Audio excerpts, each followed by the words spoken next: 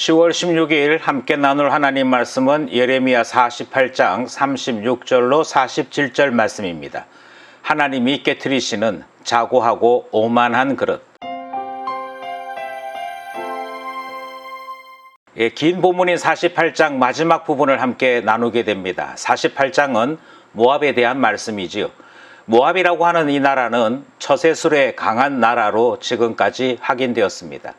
공정함이나 윤리적인 모습은 보이지 않고 자기 자신의 이익을 위해서 여러 강대국들 사이에 처세술의 신출기몰함을 보이며 이스라엘을 괴롭히는 일도 서슴지 않고 행한 나라인 것을 확인할 수 있었지요. 하지만 이 모압도 하나님의 심판을 받게 되죠. 이제 오늘 본문은 그 모압에 대한 마지막 말씀입니다. 본문 안으로 들어가 보겠습니다. 오늘 본문을 크게 두 개로 나누자면 첫 번째 부분은 36절에서부터 39절 말씀이 됩니다. 이 첫 번째 문단은 앞 문단과 연결이 되는 말씀인데요. 피리같이 슬퍼하노라 하시는 우리 하나님의 마음이 소개되고 있습니다. 36절, 그러므로 나의 마음이 모압을 위하여 피리같이 소리내며 나의 마음이 길헤레스 사람들을 위하여 피리같이 소리내나니 이는 그가 모은 재물이 없어졌습니다. 37절, 모든 사람이 대머리가 되었고 모든 사람이 수염을 밀었으며 손에 칼자국이 있고 허리에 굵은 배가 둘렸고 38절, 모압의 모든 지붕과 거리 각처에서 슬피 우는 소리가 들리니 내가 모압을 마음에 들지 않는 그릇같이 깨뜨렸습니다. 여호와의 말씀이니라. 39절, 어찌하여 모압이 파괴되었으며 어찌하여 그들이 애곡하는가. 모압이 부끄러워서 등을 돌렸도다. 그런즉 모압이 그 사방 모든 사람의 조롱거리와 공포의 대상이 되리로다. 36절 말씀을 보면 하나님께서 내 마음이 피리와 같이 소리를 낸다, 그렇게 말씀을 하죠. 이 피리라고 하는 이 악기는 장례식에서 흔히 사용되는 악기였습니다. 그러니까 여기에 있는 이 말씀은 애곡한다, 죽음을 슬퍼한다, 또는 장사 지내는 것과 같은 그 음흉한 분위기의 모습을 잘 드러내는 상황이 나타나는 것이죠. 하나님께서 그의 죽음에 대해 슬퍼하시면서도 동시에 안타까워하는 마음이 앞에 있던 본문에서 연속해서 나타나고 있는 거 보게 됩니다. 하나님께서 모압에 대해 애처롭게 생각하시는 이유가 36절에서는 그가 모은 재물이 없어졌기 때문이라, 그렇게 말씀합니다. 재물 모으기를 좋아했던 것이 모압이었죠. 그런데 바로 그 모압이 그렇게 모았던 재물이 없어졌다라고 말씀하고 있습니다. 그들이 정의를 버리고 공의를 버리고 오로지 자기 자신들의 안일과 부유함만을 위해 살던 모든 삶이 파괴되어졌음을 의미하는 말씀입니다. 그들은 헛된 삶을 살게 된 것이지요. 37절, 38절 말씀은 그들이 당하고 있는 종말의 모습을 마치 수치를 당하고 모욕을 당하는 자의 모습으로 소개하고 있습니다. 대머리가 되었다 하는 것은 저주받았거나 또는 심판받았음을 의미하는 것이고요. 수욕을 밀었다 하는 것도 포로되고 모욕을 당하는 사람의 모습으로 중동 문화에서는 소개되고 있는 모습입니다. 칼자국, 굵은 배, 이것은 큰 슬픔을 당하여 자기 스스로를 자해하면서 그 슬픔을 증가시키는 모습들인데, 이 모습들이 다 소개되고 있는 것이 모압의 현실입니다.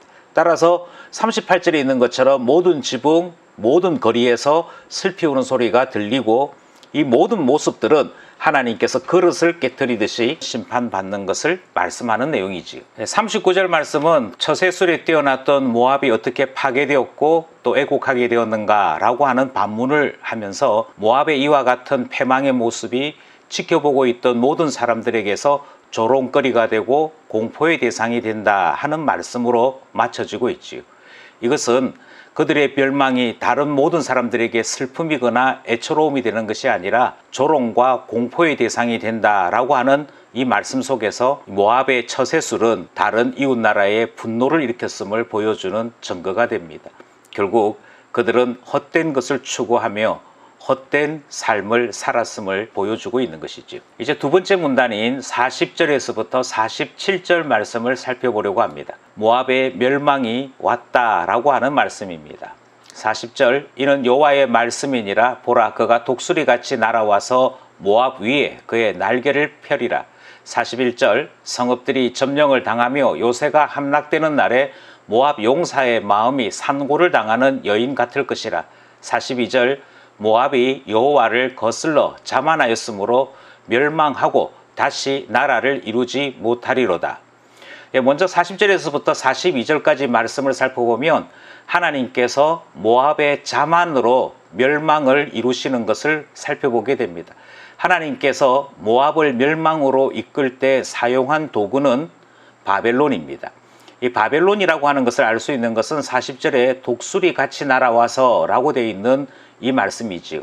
그러니까 바벨론 군대의 형상이 독수리였는데 바로 그 독수리 형상의 바벨론을 여기에서 표현하기를 독수리같이 날아와서 모압 위에 그 날개를 폈다라고 소개하는 말씀에서 찾을 수 있습니다. 이것은 역사적 아이러니이지요. 왜냐하면 유다 왕국, 특별히 예루살렘이 바벨론에 의해서 멸망당할 때 이를 도와주고 조소했던 나라가 모압이었습니다. 철저하게 바벨론 편에 붙어서 바벨론의 수하처럼 일했던 나라가 모압인데 도리어 그들은 그들을 도와주었던 바벨론에 의해 멸망당하는 일을 경험하게 되는 것입니다. 이것이 하나님께서 내린 심판의 모습이지요. 그들은 정의를 거부하고 살기 위한 편법을 도모했지만 하나님은 도리어 그 바벨론을 사용하심으로 모압을 멸망으로 이끄시는 것 보게 됩니다. 그래서 42절에서는 여호와를 거슬러 자만했던 것이 패망의 원인이라 그와 같이 말씀하시는 하나님의 뜻을 발견하게 되는 것이지요. 43절 여호와의 말씀이니라 모압 주민아 두려움과 함정과 올무가 내게 닥치나니. 44절 두려움에서 도망하는 자는 함정에 떨어지겠고 함정에서 나오는 자는 올무에 걸리리니 이는 내가 모압이 벌 받을 해가 임하게 할 것임이니라 여호와의 말씀이니라. 43절 44절은 모압이 그동안 취하였던 그 꾀 또는 책략, 책무가 도리어 자기 스스로를 함정에 빠뜨리는 일이 되었음을 말씀합니다. 그래서 올무가 되었다, 함정이 되었다, 두려움이 되었다 이렇게 말씀하고 있고 두려움에서 도망해봤자 함정에 떨어지는 것이고 함정에서 나와도 결국은 다시 올무에 걸리는 모압의 모습을 확인하게 됩니다. 이는 하나님의 말씀에서 벗어난 모압이 하나님께로부터 결국 헤어나올 수 없는 심판받는 것을 말씀하는 내용이지요. 45절 도망하는 자들이 기진하여 헤스본 그늘 아래에 서니 이는 그 불이 헤스본에서 나며 불길이 시온 가운데에서 나서 모압의 살적과 떠드는 자들의 정수리를 사름이로다. 46절 모압이여 내게 화가 있도다. 그모스의 백성이 망하였도다. 내 아들들은 사로잡혀 갔고 내 딸들은 포로가 되었도다. 47절 그러나 내가 마지막 날에 모압의 포로를 돌려보내리라. 여호와의 말씀이니라. 모압의 심판이 여기까지니라.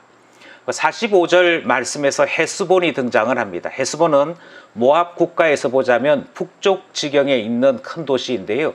이곳에서 바벨론 군대와 전쟁을 치루었고 이 전쟁에서 크게 대패하게 되는데 바벨론은 전통적으로 풀을 사용하는 전쟁을 치루고 그 풀에 의해서 패망한 모습을 45절은 불이 헤스본에서 났고 불길이 시온까지 살랐다 하는 표현을 통해 알려주고 있는 것입니다. 모압의 살적 떠드는 자의 정수리를 불살랐다 하는 것 또한 바벨론 전투의 모습을 소개하는 내용이지요. 모압은 결국 바벨론에 의해서 크게 상처를 입고 맨 마지막으로는 아랍 족속들에 의해서 완전히 해체되어져 화를 당하고 망하게 되어 더 이상 나라를 이루지 못하는 결론을 맞이하게 됩니다. 그것이 46절에 말씀하기를 화가 임하였다, 망하게 되었다, 사로잡혀갔고 딸들은 포로가 되었다 하는 말씀으로 끝을 맺지요. 이것이 모압이 당한 멸망의 모습입니다. 47절은 마지막 날에 대한 말씀이고요. 이 마지막 날에 대한 말씀은 앞서 애굽에 대한 말씀과 동일합니다. 하나님께서 예수 그리스도를 통하여 하나님 나라를 완성하시는 그날에는 열국이 회복을 맞이하게 되는 것, 그것을 모든 나라의 멸망 말씀 가운데 맨 마지막 말씀으로 덧붙이고 있는 것을 여기에서도 확인할 수 있습니다. 이 땅의 심판이 끝나는 날, 그날이 하나님 나라가 완성되는 날이다. 우리는 이 사실을 다시 한번 모압에 대한 말씀에서도 확인할 수 있게 됩니다. 이제 지금까지 들었던 말씀을 세 가지 정도로 다시 한번 되돌아보고자 합니다. 먼저 36절 말씀에 이는 그가 모은 재물이 없어졌음이라 그렇게 말씀하죠. 모압은 오직 이 세상에서의 부유함과 평안만을 추구하며 살아왔습니다. 그러나 그들이 모은 모든 재산이 없어지는 멸망의 날을 맞이하게 된 것이지요. 사람들은 다 저마다 바라고 소원하는 바가 있습니다. 그 가운데 이 세상이 전부인 줄 알고 이 세상에서의 부귀영화를 인생의 최고의 목표로 살아가고 있는 사람이 있다면 모압과도 같은 삶을 사는 사람이라 그렇게 말할 수 있을 것입니다. 이 세상을 소망하는 것, 그것이 인생이든 나라든 결론은 허무할 뿐입니다.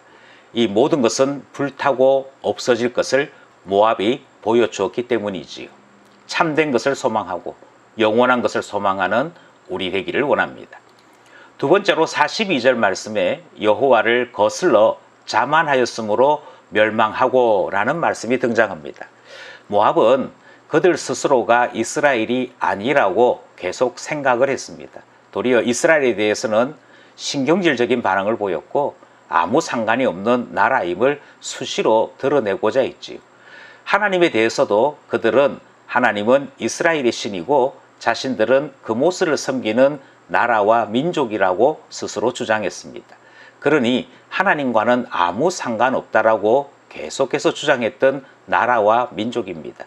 하지만 세상을 창조하신 하나님은 모든 피조물의 하나님이시고 우주의 하나님이시지요. 아무리 그들이 그모스 신을 섬긴다 한들 하나님이 우리의 하나님이신 것을 거부할 수는 없습니다. 도리어 하나님을 거스르던 모압은 교만하고 하나님을 배반했으므로 그 결과 멸망을 당하는 이 모습을 보게 되는 것이지.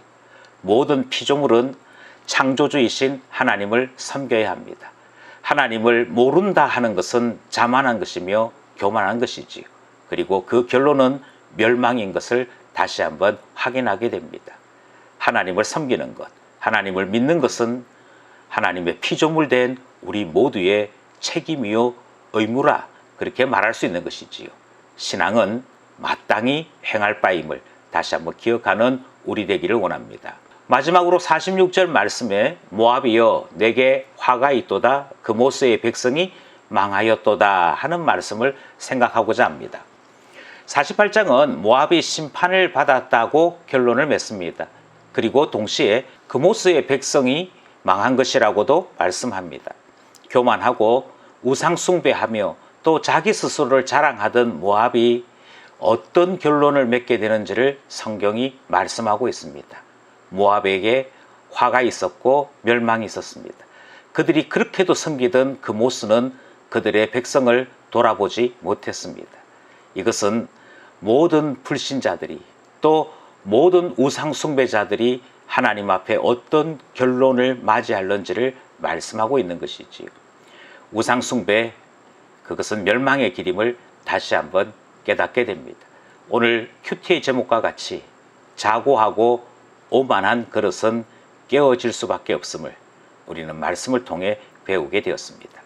오늘도 기도 제목을 함께 더합니다. 말씀과 기도로 하나 되는 우리 모두 되기를 원합니다.